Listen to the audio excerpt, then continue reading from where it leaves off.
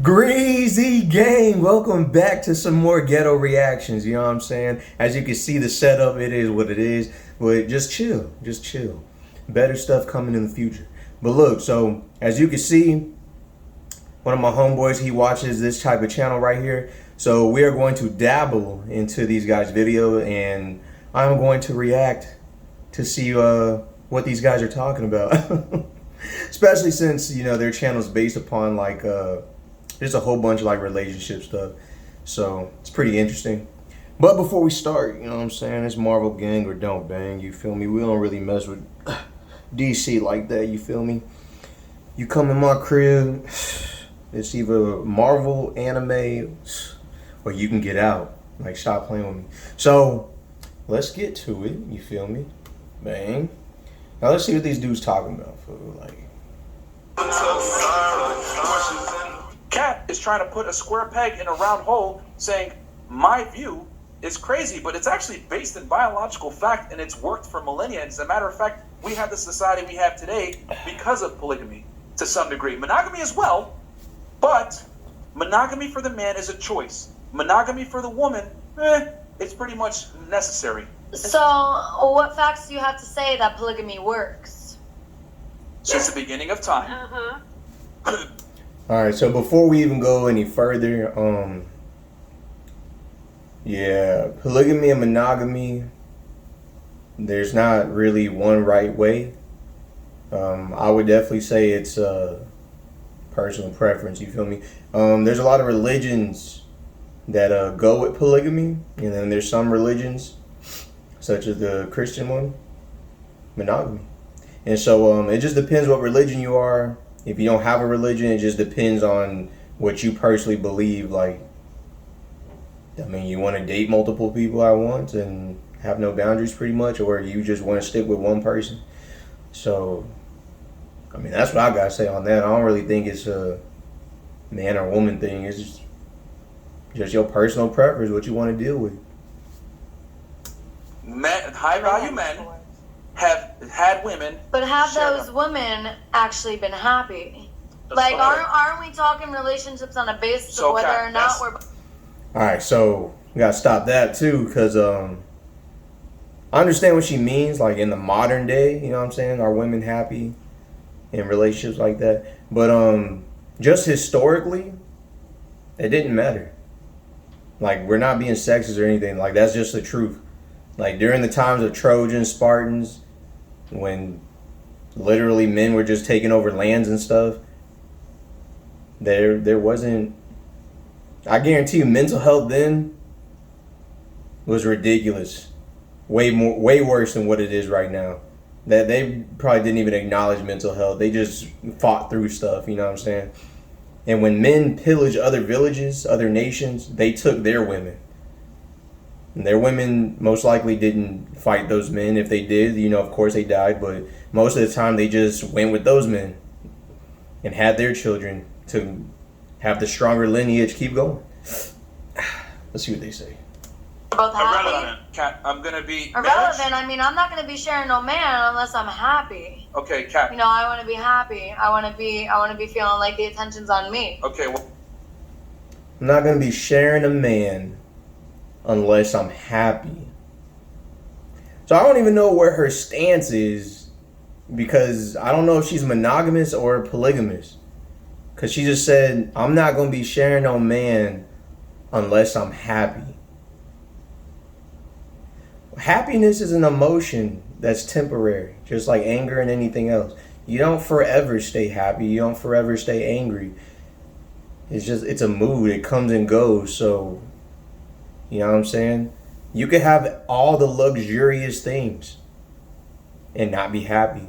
Your mindset will get used to living a luxurious life. And what's going to stimulate your mind at that point? You know what I'm saying? So really, happiness is within, not materialistic stuff. So let's listen some more. You know what I'm saying? I don't know if I'm pausing too much, but sure. Let's see what she's talking about. well, Cat, here's the thing. See, and I'm going to show you how crazy your argument is here in a second. But marriage is not about necessarily happiness. It's about duty of raising children that are going to be contributing members of society. Okay. That's what marriage is about. That's only in the West. That's horrible. Only in the West do we have this crazy concept that we need to be happy at all times within marriage. Raising your children in a stable household and giving them food to eat and a safe home to be at should be where you derive your happiness. And when you break the family apart, which is what's going on in the West, single mother households, etc., things get fucked up and kids end up fucked up. Yes. Okay. There's a lot of truth that was said right there. But I'll put my input in on this part where, you know, your happiness should be derived from raising your children right. Okay. A certain level of happiness, I'm pretty sure, does come from that.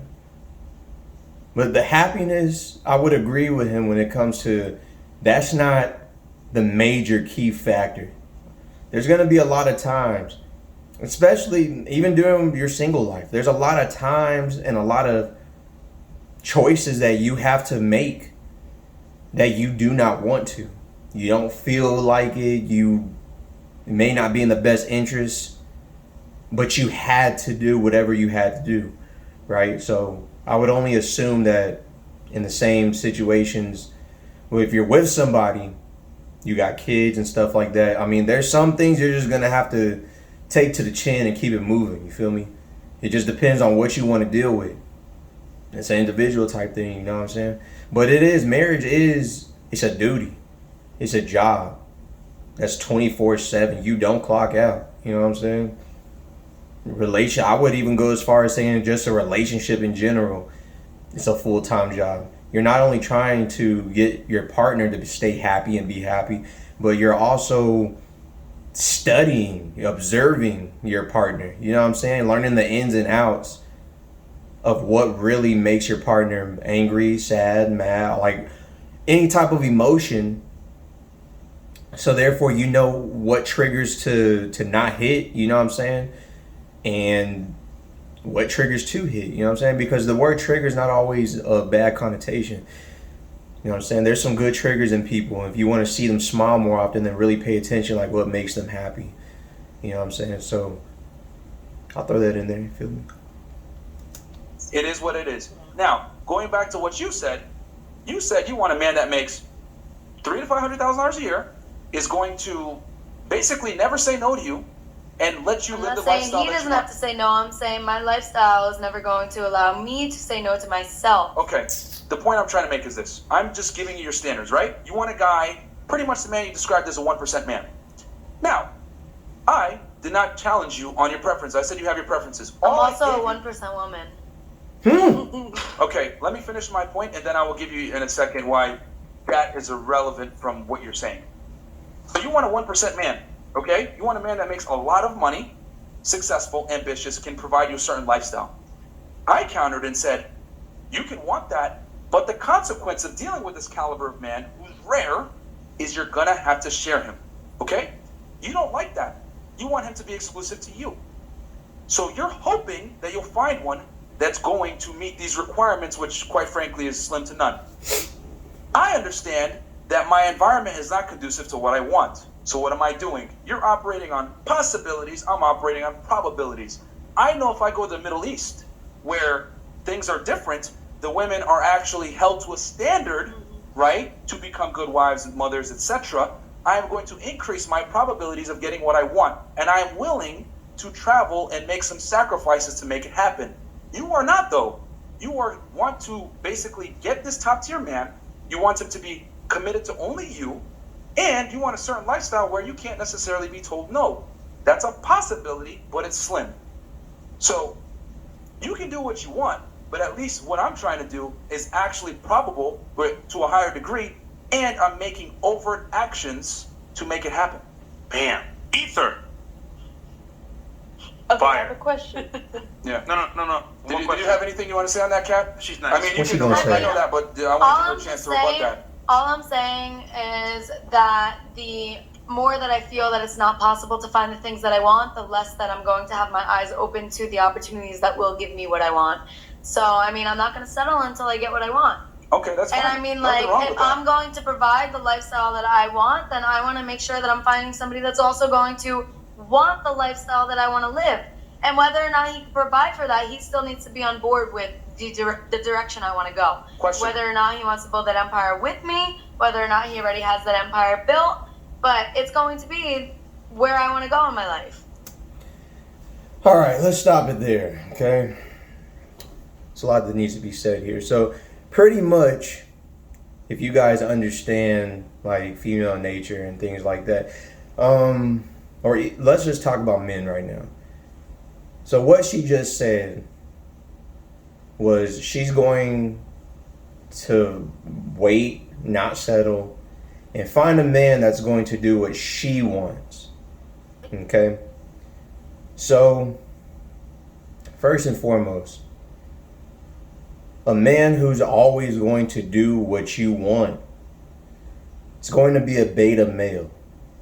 Most women, not going to say all because it's not true, most women want an alpha male, a man who stands up for himself, a man who has standards, guidelines, regulations, a man who is a firm believer in what empire he has, whether he has it already or he wants to build it with her. Regardless, he's going to lead his empire, his family in the right direction. You know what I'm saying? He's not going to let a woman lead, because as a man, you're going to have to take on all the disasters, all the serious complications that come with trying to impede your relationship. So, you know, with that being said, I mean, again, at the end of the day, it's a preference. If that's what she truly wants, because we all know, again, I'll say this, most women will say one thing but really mean the other, and they don't understand that what they actually want or need until they're in the situation, I would say. So even though everything she just said, like, oh, I want a guy who's not going to do this unless he's on my board, on my ship, and then she gets that, and then she probably going to realize, like, oh, dang, like, this is not what I want. Like, this guy's never going to tell me no. He's going to give me anything I want. I boss him around. Most women don't like that. They don't like a guy who just, you know, let them run all over them. So, shoot, that's where she's going. You feel me?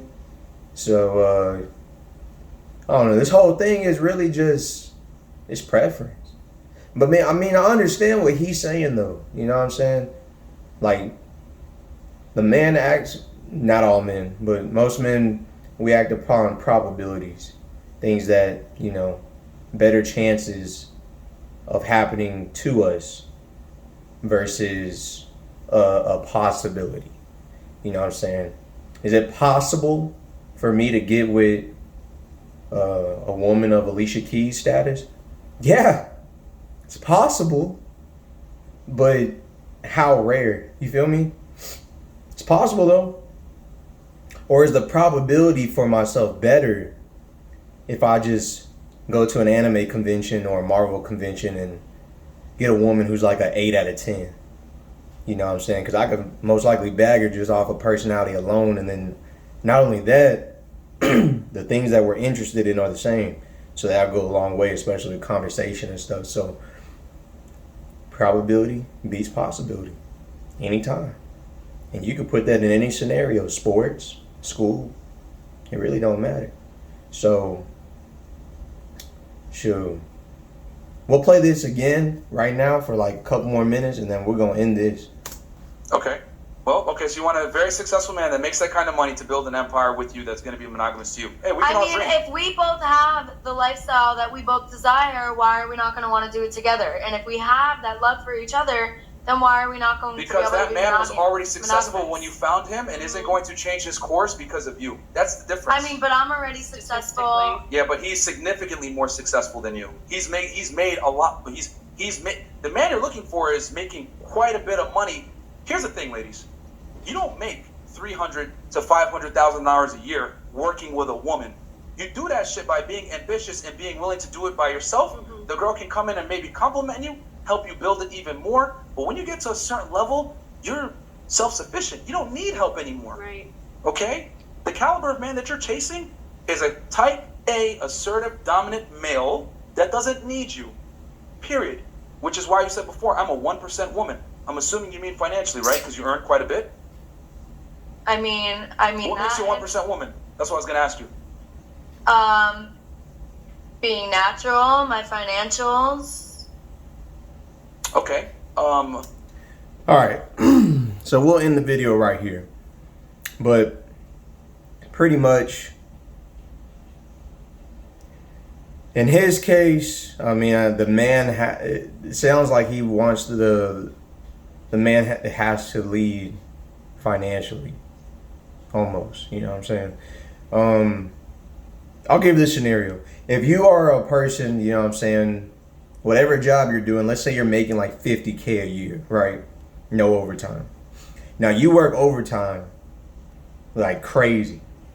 So your original pay was 50, but because you work so much overtime, you're making 70, 75 a year, right? Now, based on what you went to school for, what you got your trade in, things of that nature, determines how much you can make. Because if you had interest in a woman who, let's say, was a surgeon, a doctor, somehow in the, let's just say, traveling nurse, anyone of that type of high-end caliber type of occupation, I mean, it's not your fault. You feel me? I mean, the people, when you choose different occupations, you get paid differently. And that's just common knowledge right there. So therefore, even though you're making less, you can be more responsible with your money though. And with talking to a woman, getting to know her and things of that nature, you can prove to her that the knowledge that you know and that the money that you're saving and the empire you're building, you know what I'm saying? Even though you're making less than her, you're doing more than her. Now, some women is going to respect that. But if you're dealing with a woman who she feels like she has power over you just because she makes more than you, and it's the same thing with men to women, you can't help that. That person is not into you for you necessarily. They might like what they see as an appearance, but because finances come into play, if you do not make more than them, in their eyes, you can't say anything. You don't have any rulership. You don't have any say-so on where the money goes. So therefore, obviously, that's going to be complicated, especially if you're the type of person that you like somebody for them, not their money. But yet you are responsible with your money regardless if you're making less. So we'll end it right there, though. And I appreciate you guys for staying tuned with your boy C Greasy, you feel me? Sumo! Ain't my dog coughing and stuff. So I'm going to see y'all next time on the best informational channel in the game, you feel me? So y'all be safe out there. Please like, comment, and subscribe. And tune in for the next video.